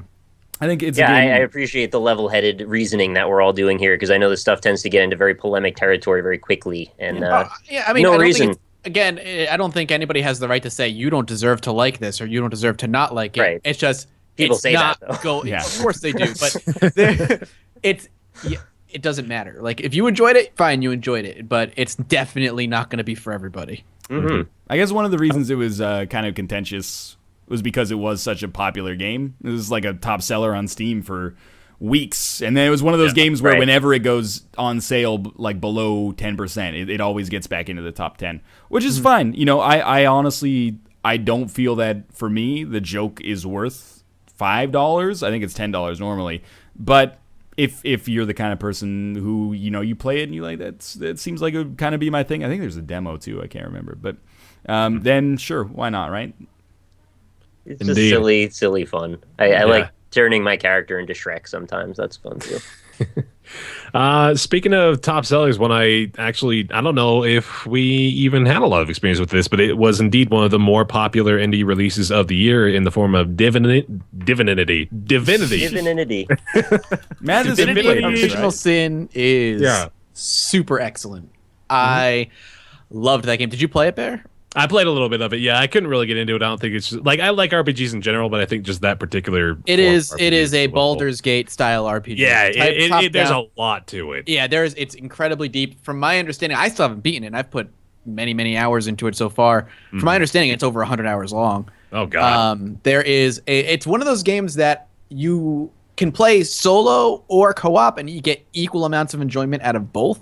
One of the difficult things I thought for them to do was the co-op conversations, right? Who's going to be in charge of the conversation? Who's going to be in charge of deciding who says what? Because in this type of RPG, your decisions will determine how a quest ends or how a storyline branches off in what way or another. And one of the things I think they did really well, I don't know if you actually played co-op at all, Bear, but if you get into a conversation and you're playing with somebody, say you're playing you want to play an intimidating character and the other person wants to play a charming character, when you both decide what you want to say, there is a rock, paper, scissors game that happens. Nice. Oh, nice. First person to get to 10 wins, and say you have 4 points in Intimidate and he has like 3 points in Charm. Every time you win a round of rock, paper, scissors, you gain 4 points or she'll gain 3 points. Oh, that's cool. And then the first to 10 will determine what gets said to the NPC. Yeah. I like that. Wow. Yeah. That is creative. It's a very cool idea. And then, of course, combat. There's a ton of interactive spells and melee moves, so you can like light your friend's sword on fire, so you can do fire damage. You can like splat down like a puddle of oil rather, and set that on fire. There's a lot of cool combinations you can do with the combat. It's very good. This game, if this had come out 3 or 4 years ago, I'm convinced I definitely would have just poured my time into it. It just kind of sucks because this is just we're all of us are in a position right now where there's so many games that come out. It's just very difficult to invest a ton of time into a game that really does require you to, become heavily vested in the characters and the storyline and the gameplay itself and all that. Exactly what I was thinking too. And I was invited to play this so many times, and every time I was like, I have so many other things. I just can't get myself into that position where I could be open to that many hours of time. Right. And I couldn't find anything about it I didn't like. I just didn't get to play it. It's just so long. That's why I stayed away too. It's one of those games that it's intimidating because it's huge and it wears that kind of like we're old school and hardcore stuff like on its sleeve, and dice rolls and like your stat points being necessary for those dice rolls and stuff like that. Tons of secrets. Yeah. After playing Dragon Age all the way through and kind of getting reacclimated to RPGs, I've been meaning to start Divinity, but it is the kind of thing, it's like the opposite of The Vanishing of Ethan Carter, where I'm like, this is going to be a huge time investment. And like, I'm like, am I really going to, like, when am I going to finish Divinity Original Sin if I start it? Is it worth playing if I'm not going to finish it? Like, I don't know. How many hours did you put into Dragon Age? Probably 40, 45. Okay, yeah, so it's like more than double that. It was relatively light, but Dragon Age was also a huge game that I just kind of... It gave you the freedom to be like, if you want to finish it in 40 hours, you can finish it in 40 hours. Yeah. Or you can take 100 hours. Yeah, you could put 150, 200 if you want to collect all the elf fruit in the world. right. Look, man, all I'm saying is, if you ever want to play Divinity co-op, I will play with you. Hit Math is up. Another one that I think kind of falls in the same vein of Divinity, another one that actually topped the Steam bestseller list for a long time when it came out too, Wasteland 2. Another one I want to get into, but I never had the time for that one. Yeah, very much a fan service game. Had a huge Kickstarter. Few $1 million, in fact, I'm pretty sure came as a result of it. But it was, I had a chance to play a little bit of it. I did it for GOG, actually. I did a little stream for them. But it is, it's very deep. It's certainly exactly what Wasteland players wanted in Wasteland 2. It's even more old school than Divinity, if I understand. Oh, yeah, absolutely. Yeah, it's got everything about like early 90s PC gaming kind of brought to a modern sense. Like that's exactly what you can expect from Wasteland 2. Did you guys play it at all? The developer sent me a code and I just never had the opportunity. Yeah. Again, it kind of felt like one of those games that just you'd have to really invest a hell of a lot of time. It's like, go ahead and do a video on it. I'm just like, when do I feel like I know enough about the game to do a video on an RPG that's 70 hours long, Right. Wasteland 2 is one of those games that it is very common on Kickstarter, where I'm like, that is so not for me. I feel like half the stuff that makes it through on Kickstarter is like, this is a sequel to a hardcore PC game from like the late 80s and early 90s that I didn't play. So that also goes for, a Freelancer reboot or Star Citizen or Elite Dangerous and stuff like that. For the most part, I'm smart enough to know, where I should put my efforts based on what my experience and skill set is, except when I covered Hatoful Boyfriend. And dude, that game gets really weird later. Oh man, I almost gets forgot weird. Surprised me at all. Okay, it gets weird. How far did you get into it? Like an hour tops. Okay, so it goes from dating simulator to murder mystery about halfway through. Really? Yeah, you become the one true pudding. I don't know if you are interested in that. I know it starts strange, but the game totally changes halfway through. And what I think I like it a lot. as a result of that. Like I don't want to play it again at all. I've played it and I've experienced that, and I'm just like, all right, cool. That was That was a right thing. on, man. There you go. Yeah, but it was certainly something, and I'm glad again. Like I feel like Adult Swim games almost. Oh wait, no, that was Devolver Digital, wasn't it? Yeah, that was Devolver. Yeah, that was a Devolver game. Devolver and Adult Swim, I think, are kind of in the same vein here, but I'm so glad that they exist to put out stuff like this. Oh, me too. I can't think of one of their games that I loathed or anything. I always had some amount of fun with their games. Broforce, actually, another one that they put out this year. That was a really good time. The game's so much fun. It is. Not even a lot to say about that. Suffice to say, it was a good time. And they put out the Expendabros expansion for free, so if you don't even need the base game for it if you want to try out Broforce. Just don't tell North Korea about the game. That's all. Yeah, of course. All right, I think I've got like one more little one I want to make mention of before we dive into the obvious one. But 6180 The Moon. I don't know if you guys didn't play even heard of this, let alone played it, but it kind of came out. I haven't played it. It kind of came out stealthily on Steam. I was looking at the new releases one day and I was like, oh, what's this? And I happened to just buy it and I played through it all in one sitting, and it was a really awesome, unique experience. Soundtrack was fantastic, and I failed to mention this earlier too. Kind of feels like the year of indie soundtracks, doesn't it? There's just a crap load of games. To have. Yeah, like Shovel Knight, freaking what was the other one?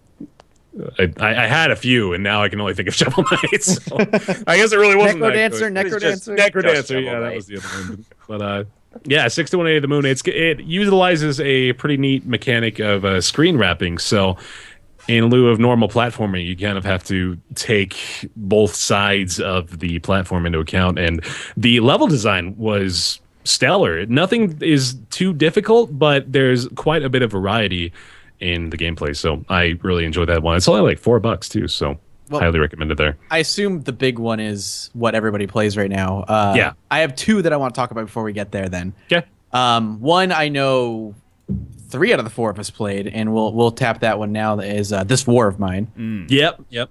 I beat it. I don't know if anybody else beat it. It took me a few tries, but that is probably one of my top 3 games of the year. I loved my time with that game. I completely agree with that. I'm actually planning on making an entire video detailing my thoughts on the game because I feel like I have a lot to say about it. But yeah, again, I'll just agree and say it's stellar. I can't recommend it enough. Very, very, very good game. Once you understand the mechanics, it's not an incredibly difficult game, but the atmosphere and the story that's kind of being told as you play never really lets up. So I never really got bored with it, which is something good. It's good because I'd say the last 10 days of the war on my playthrough, there wasn't really anything I could do or anything I needed to do to survive. I kind of just almost waited the days out. But it didn't stop me from being excited to see what was going to happen the next day. And I really loved my time with it. And something else I noticed too when I started to play it, I've kind of taken an intentional mental note of this as I've realized it happens more and more with games that I intend to play to see whether or not they'd be worth, like investing into a series or something like that. And when I jumped into this War of Mine, I noticed that I got into it and it didn't really provide any sort of much of a tutorial or anything, but it was very intuitive in how to progress. It did a really good job of, guiding you without guiding you, I guess is what I want to say, into the best ways to approach all the different situations. Yeah, everything made sense pretty quickly. I really do like this War of Mine. My intention for how to play it was to just have that one playthrough, because I agree. I played a little bit of the pre-release version, and that in some ways kind of soiled my first experience with the release version because I knew the basics of what to do. And I think it is a game that works a little bit better if you're trying to get like the narrative experience instead of just the mechanical experience. It's better if you don't know what you're doing because you flounder and things go wrong and people die, and that leads to more kind of emerging gameplay and cool stuff that happens. But I kind of got derailed by the 2 bugs that I got hit with in a row, where one was like, if you bring a bottle of moonshine with Katya to the market, the world's your fucking oyster. Like, you come back with like as much, you like, hey, I've got a bottle of moonshine here. Can I have like all of your medicine? And they're like, yeah, like come back with a bigger backpack next time. And then the next time I went to the market, they just shot at me. because I don't know, like the market was super bugged. So if this is for the people who have made it this far, here's your reward. People keep asking what's going to happen to this war of mine. They just announced, or they just released a new update to the game today. Yep. That allows you to 1.2. pick your starting hideout, and you can pick your starting composition of people, which a lot of people were complaining about. They're like, we always get Bruno, Katya, and Pavel. Like I would like to mix it up a little bit. So that's cool that they're doing that, and I'm glad that the game is done well. I'm intending to go back to it. I may or may not record it, but I do want to see it through to the end because I feel like I've got this kind of like this specter kind of like haunting me right now. But I want to do it now that the bugs are fixed and it feels like a little bit more of an authentic playthrough. As long as you don't start with Anton, you're good. Anton's like the math genius, right? He's the math genius, aka the most Anton. useless of all. What practical bonus does he? So his practical bonus is when the metal traps that you can catch food with. If you have him do it, they'll catch food a little bit faster. That's amazing. Because he's like really good at calculus. Yeah, it makes no sense. But other than perfect that, angles, I guess. He's utterly useless, and every time you let him into your house, he comes in with like needing bandages and medicine every time, and you're like, dude, I have like one of each. Anton. Why do I want to use them on you? You He's old been man. catching wild animals with protractors all day, man. What the fuck? Apparently, Jesus. And the last thing I want to talk about is Legend of Grimrock 2. Oh god, yeah. Please. I love that game. It was real good. I don't think I like those kind of games, I guess. That's the thing. If you don't like the old style, kind of grid-based exploration RPGs that are very stat-heavy, obviously Legend of Grimrock 1 wasn't your thing, and if you didn't like Legend of Grimrock 1, Legend of Grimrock 2 is just more of one. And I adore it for that. I think it's really good. I think it really brings back that old Might and Magic feel of their old kind of grid-based RPGs with a couple of modern twists, but not enough to really say it's brand new. No, it's really the old stuff with a fresh coat of graphics. And the puzzles are really good. The boss fights are really good. The character models are excellent as well. And you can kind of really just play any style you want. They give you the opportunity to customize all the classes right down to the very last skill point, so you can really build your own classes. And if you like that kind of thing, you're going to love Legend of Grimrock, period.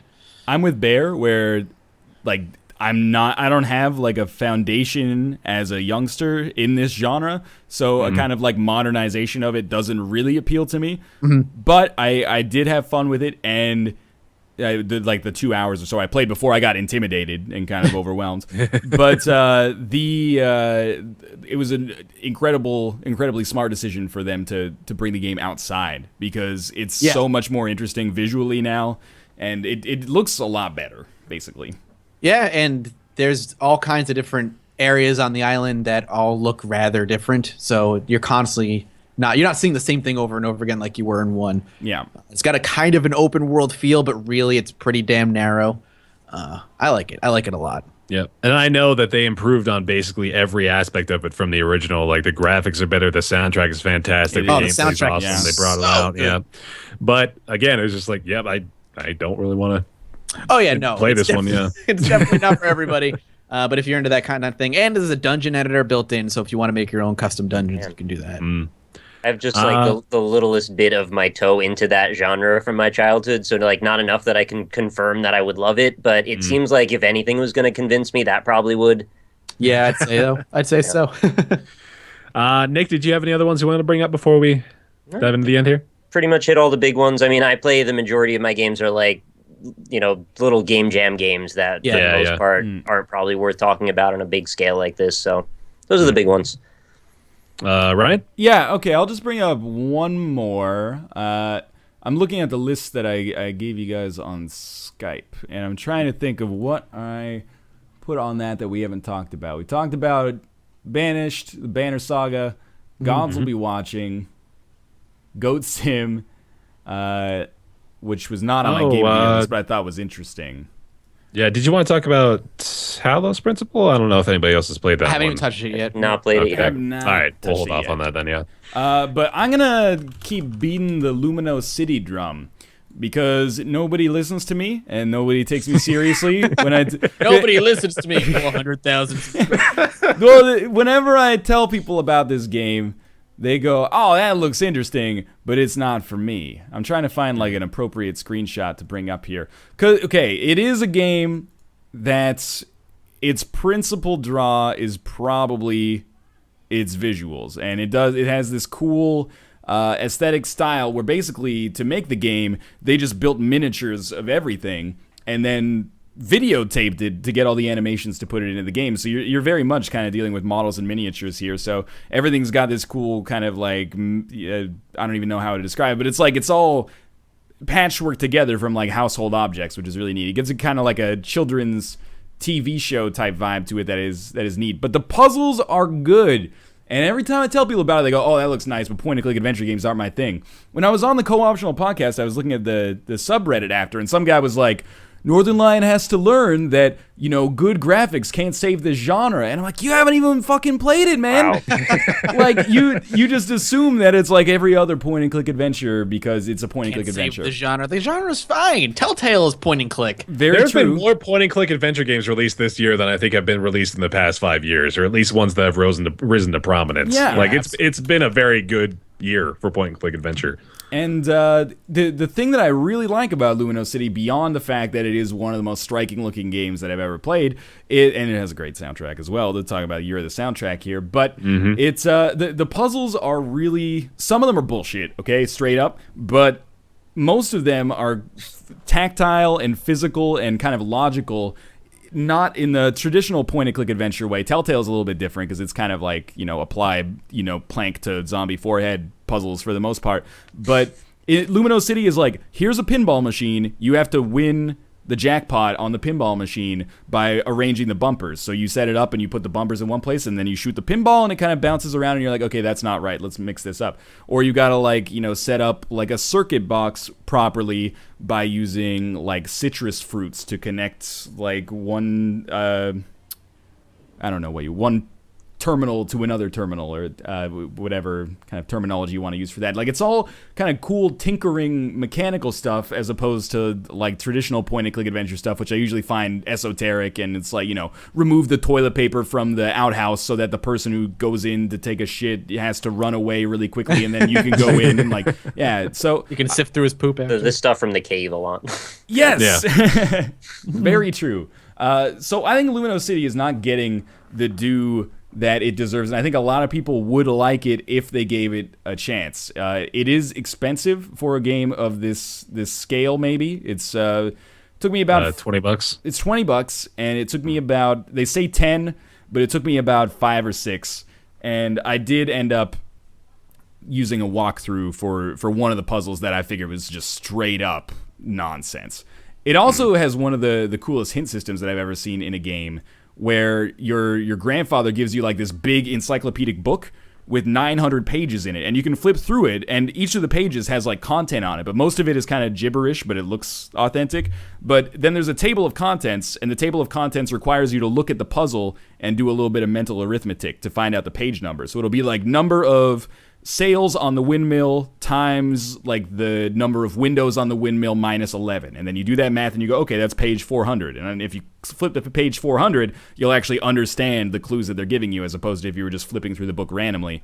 Oh, that's cool. Oh, that's cool. That sounds interesting. That's something I'll probably look into because I like that style of game anyway. It's neat, and I think if you give it a little bit more credit than you might think it deserves because of its genre, and you don't write it off for that, you actually find that it's a mechanically interesting game as well as being visually interesting.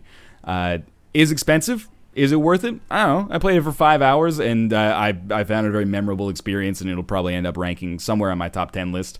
So I would recommend it on those merits alone. But it's not very replayable, admittedly, but I like it a lot, and I feel like a lot of people are writing it off undeservedly, especially without having played it.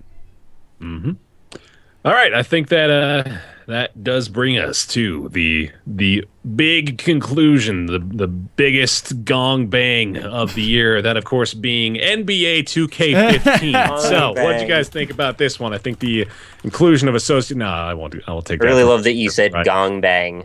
Yeah. Look, man, I like sports games, all right? Me too. I do too, man. Hey, you know I play NBA 2K14 all the time. I know. I see you do it all the time. I'm a big NBA and MLB game fans. Those are my two big they're ones. fun. It's a good They time. are fun. Hey, But, update the rosters. That's good stuff, though, right? Yeah, that's you need that new. You're out of your element, Nick. God damn it, Step back, Nick. Step back. The Binding of Isaac Rebirth. It's phenomenal. It's Yeah. just It's the only thing great. Ryan plays, apparently. Yeah. Every once in a while, he'll play EU4. But for the next 3 weeks, it'll just be Isaac on his channel. So It's so hard to find a Rebirth screenshot that's not the work in progress art. Huh. it's weird. There we go. I'll just take this one. There's no watermark on there, right? Yeah. As a person who did not put that much time into vanilla and was super excited to jump into Rebirth feet first, right with everybody else, I am hooked on that game still. I love it. I have like 54 hours into it, which is nothing compared to Ryan. I get it before you even cut me off and go, 54 I'm not that kind hours. of guy. Yeah, no, of course not. No, not at all. Who has it on PS4, PC, Vita, and probably has it on his 3DS, even though it doesn't exist for that yet. Wow. No. It is super, super fun. I have a couple of complaints about it, but we can get to that in a little bit. I think what you said about jumping into it, just like anyone else that hasn't even played Vanilla Isaac, that speaks volumes to how good it truly is, because this may be the first Isaac experience a lot of people are having, and it's still fantastic. I don't think I've seen a real negative review of it, honestly, from the folks that have played it, but it pretty much just made everything better. It addressed the majority of the concerns that I think the most people had with the game. It just created so many more possibilities. It just expanded on so much, and there were very few issues from the beginning that they're now rectifying. But I can't really fault it in any way. It's just fantastic. The best compliment that I can give Rebirth, and I do think it's better than vanilla in pretty much every way, Yep. is that it Same. made me think or realize a bunch of problems with vanilla that I didn't even know existed. Like, there's so many things where I'm like, when I play Rebirth, I'm like, oh man, it's so nice that this works this way. Can you name one? Got it for an example? I think I can name one right off the top of my head, is the fact that when you pick up a pill or when you use a pill, it doesn't slow you down or doesn't like stop you. Yeah. And that might Right, or pick be, up an like, item. No stop Zelda over the head kind of thing. You can still Yeah, move. exactly. And like again, that's not even necessarily a problem with Vanilla Isaac. It was just like, oh yeah, I really like that works like that now, and that I'm sure Ryan will expand on things like that too. It's the expansion and kind of like, well, the expansion of the game in terms of a length context, but also giving 2 valid paths that you can take to the end of the game, even though That's I have huge, yeah. I have kind of gravitated towards one of them. But even like the addition of just the post-it notes, so you have kind of like a visual sense of completion in it, and like a to-do list, I think is really good. Yeah. The I don't want to call it an ARG because it's not really, but like the hidden character and the kind of hoops that you have to jump through to actually get Platinum God beyond just grinding the items, I think is really neat. The fact that the items actually synergize, obviously, is something that is nice. There are a couple of things that I don't like. There's a couple of curses that I find just annoying, but maybe it's because I record the game. Like, I don't like Curse of Darkness at all. Yep, I'm with you there. Curse of the Unknown annoys me. Curse of the Unknown, yeah. When I can't see my health, something just happens to me mentally, and I start playing terribly. I'm just like, I don't know what it is, but it annoys me because every time I get Curse of the Unknown, like, I'm gonna lose at least 3 hearts on this floor just because I can't see my health, and it's obnoxious. Even so, though, I feel like these are not even necessarily problems with the game. It's just like stuff we don't like. Well, if we want to talk about It's like- problems with the game, one of the big ones I have, and I hear it's not as bad anymore, maybe with the recent patch, is there are a couple of enemies that can just teleport under your Oh feet. yeah, they don't do that Yeah, anymore. yeah. All right, that got fixed? Okay. That's supposedly that's been fixed. I've not been telefragged by like one of those lumps in Man, a couple that of days was at least. obnoxious. I hated that. Isn't there a room too? It's rare, but you can walk into a big room. It's typically a long room, and right by the door there are 2 chained demon dudes that just like charge you. Yeah. I don't know if that room's been changed. I've run into it a couple of times on the womb. Like those the dudes with the brimstone horns. You'll Yep. walk in and then they'll be chained around the door and they just bump into you right off the bat. That room is kind of bullshit.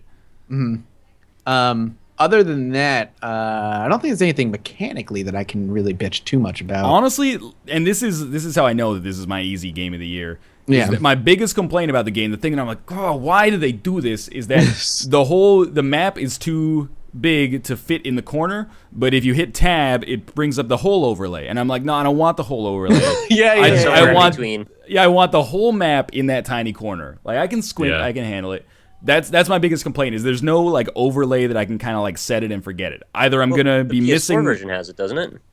You can pinch and zoom on the PS4 version, but I don't want to play the PS4 version that much. Yeah.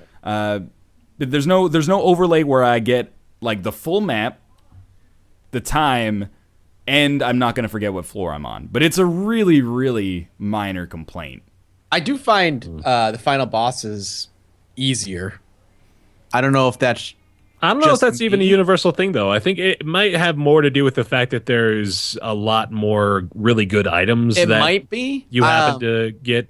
But the along final way. bosses aren't as bullet hellish as they were in vanilla, and that might just be, not necessarily true difficulty in vanilla, just bullet hell. But his patterns, Isaac's patterns at the very least, are very predictable and easily avoidable. Once you get Isaac into his third phase, I very, very rarely take damage. I think he's a very simple boss fight, and he wasn't like that in vanilla. He was, again, the faster you shot, the faster he would shoot at you. And maybe that's just I guess what's the term I'm looking for? Like a fake difficulty. Yeah, I think they may not have traded it off. They kind of made a sacrifice in the difficulty of the final boss fights for the sake of both the aesthetic and the actual coherence. gameplay change. The Yeah, whole there thing you go. being more balanced. And I really like the changes they've made to Mom's Heart and Isaac and the Blue Baby. It's just for the virtue of them Mom's being, Heart is harder, I find. Mom's Yeah, Heart definitely. is Mom's Mom's Heart's a lot more Heart difficult. might even be harder than Isaac and Blue Baby. I think Isaac so. or Blue Baby. It might be, yeah.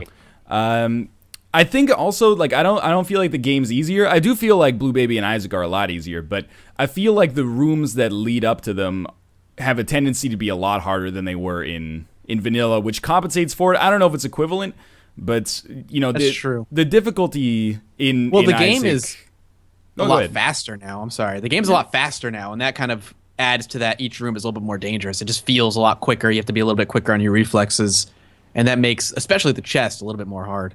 And you can, big rooms especially, you can run into a room that has like 4 of the sins in it, like the super evolutions God. of the sins, or, there's 3 adversary rooms on the dark I was going room. to say the adversary. Fuck that. Those Or rooms suck. on the chest, you can get like double cage rooms, which are annoying. But the main draw for me in Isaac has never been that it's difficult. It's more that it's like difficult enough that you feel like you need to overcome like a certain threshold, and there's a little bit of like anticipation or anxiety there. But it's true that you need to be overpowered to beat the game. Basically, like you need to be like twice as strong to beat the chest as you need to beat the cathedral, basically, just because of the rooms that you face. So I don't necessarily buy that it's easier, but I do buy that like people probably win a higher percentage of games because it really only takes 1 or 2 OP items to take you over the threshold.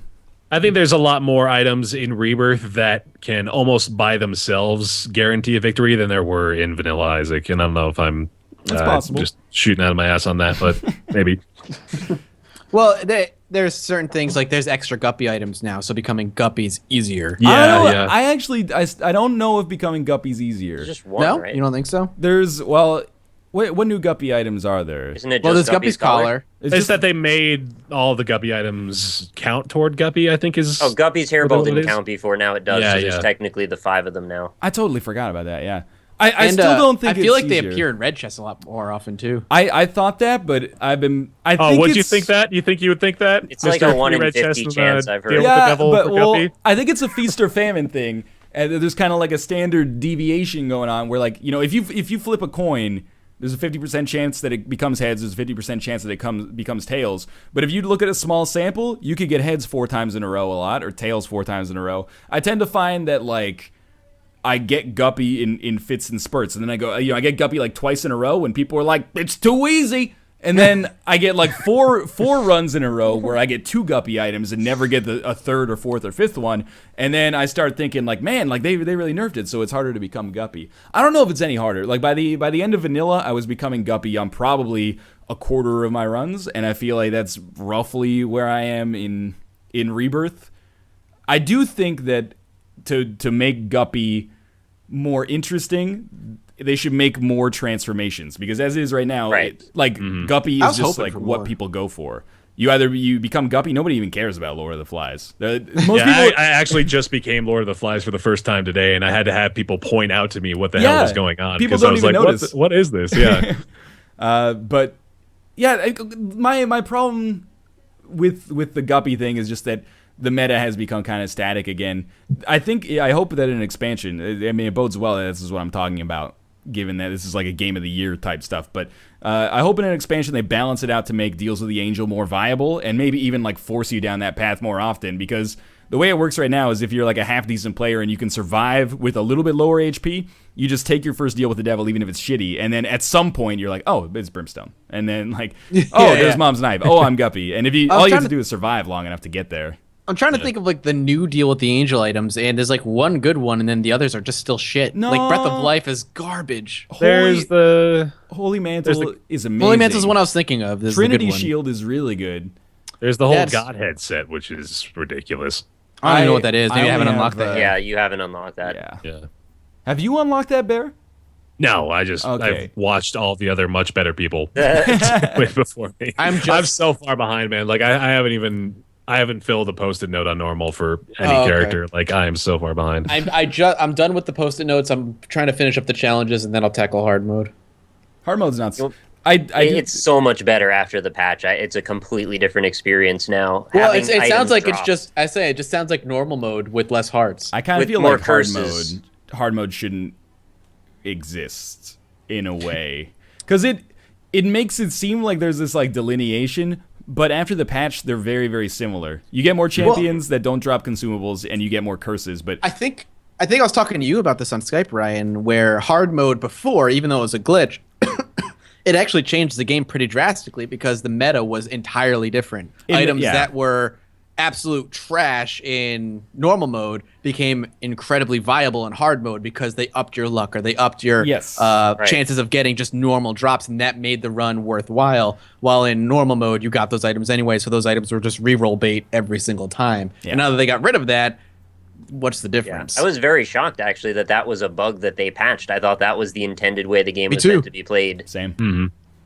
Yeah, but I don't know. I wish that either one of them didn't exist, or that they were far enough apart that there was a reason to choose one or the other. Like, as it is right now, I find myself being like, it doesn't matter whether I play normal or hard mode.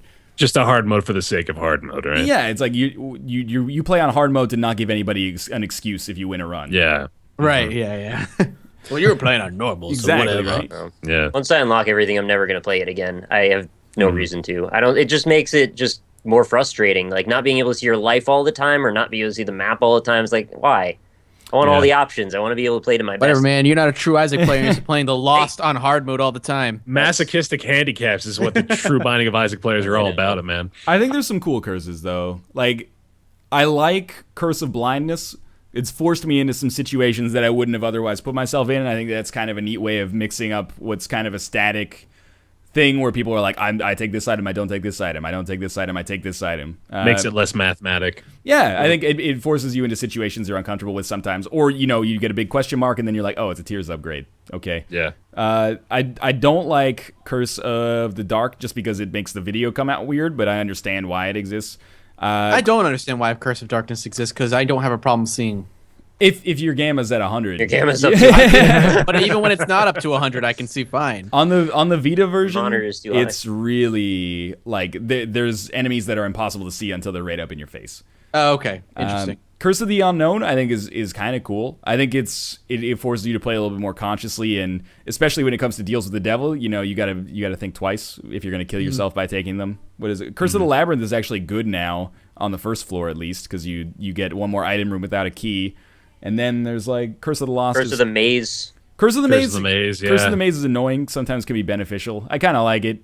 Yeah. Curse of the I Lost. like getting into item rooms with it. Yeah, exactly. Curse of the Lost is just kind of like, It's Curse of the Lost. Yeah. Yeah, same thing as, what was it, Curse of Darkness in vanilla? Yes. You want to know what I really like about the changes from vanilla? It's the fact that there's a huge amount of diversity now with how you can win runs. Yeah. I feel like with vanilla, there was like maybe 5 or 6 ways that pretty much you'd always end up with.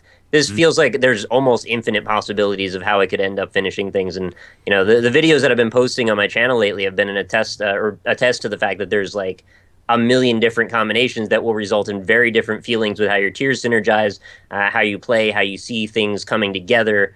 And I'm still discovering ones. Like the other day, I've had this one was basically like aerial bombardment of grenade tiers turning into gas bombs. And the entire room was just filling itself with gas of everything exploding. It was like a Ipecac and split shot and Cricket's head and Pyromaniac basically made it so everything exploded and I was fine.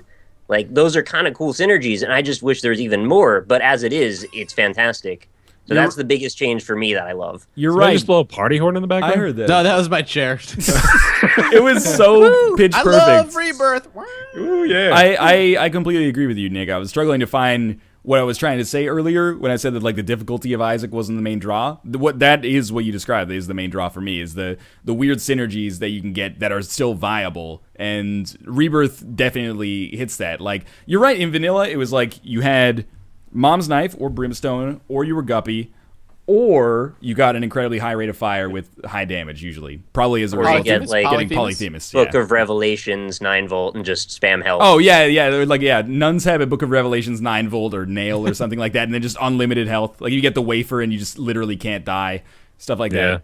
In Rebirth, you know, I've had runs where I really do feel that you can have a less viable run, get to the chest, and get carried easier just by getting some weird synergies. Like, you know, even like Tiny Planet, Lump of Coal. Lump of Koi is a really good item, yeah. Lump of Coal, Soy Milk. You know, those items are like all not so great by themselves, but then they combine and they make like a big, you know, ever expanding ring of death around you. Or, you know, Epic Fetus Quad Shot, where you fire like 4 barrages down from the sky. Or Ipecac Cricket's Body, where your Ipecac shots make Ipecac shots. Which sometimes can, then you get rubber cement, they bounce off the wall and come back and hit you in the face. I had one run recently where I had Blank Card, which I think is one of the coolest items, and then the Jera rune, which duplicates chests, and I just made the 4 golden chests on the chest into 32 chests and opened all of them up and was like, wow. like that's stuff that couldn't be possible in vanilla before. It is kind of like, I feel like Rebirth is cooler because it's a little bit more of a more open sandbox, where a lot of the crazy shit sometimes you get like 20/20 Brimstone and you're like, it doesn't work, I just shoot one laser. But sometimes you get the Blank Card Jera rune and you can get 60 items on the chest. So it sets a very different tone psychologically in the way you play, knowing that you may be having a really shit run and maybe it's only getting worse, but there are possibilities that you could use in variables that maybe you didn't realize you had access to that all of a sudden could reforge a path in a way that you thought was never going to happen. So knowing that those things can happen and can synergize means that you're going to have sort of a happier time playing the game at all times instead of just marching off to your doom knowing, well, it's pretty much too late to turn back now. Yeah. I agree. Plus, as long as you don't get Monsters Lung Tiny Planet, you're good. Oh, come on. I had that once. I cried. All you Tiny Planet haters. I pick it up every time. There's runers out there. You can't.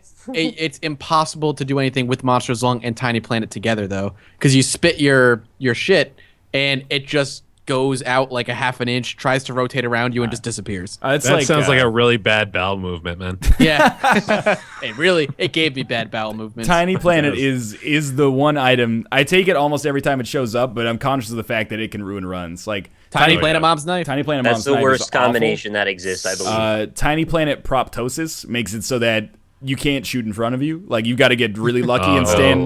You got to stand like at a diagonal to whatever you're trying to hit. Cube of meat space between the enemies. But it's interesting. I like Rebirth. It's my game of the year I wish for sure. It should flash a thing on the screen. It's like, warning, when you pick this up, your run will be ruined. That'd be nice. They just stick a little warning sign on the top of the planet. That would be a beautiful aesthetic for it.